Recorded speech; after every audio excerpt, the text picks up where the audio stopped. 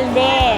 Dawa para paano natabangan kami sa samuyang pang-aralda. Salamat po sa ako Bicol sa pinawayuda po sa muya. Ako lang tabang po ni Karapan. Salamat po kay Congressman Saldico. Salamat. Salamat po kay Kong Saldi at si Ako Bicol Party List. Salamat kay Kong Sadi at saka sa Ako Bicol na ibinigay nilang tulong sa amin. Mga taga-Kalamagan, nagpasalamat po kami kay Kong Salde dahil po sa saya ng effort na matawanin ayuda ang Kalabanga, lalo po ang mga para sila na sarili. Utang pasalamatan ang Ako Bicol at lalong-lalo na kay Congressman Saldico, sa iyang pag-iriba, Congressman Garbin. Salamat sa support sa Samuya.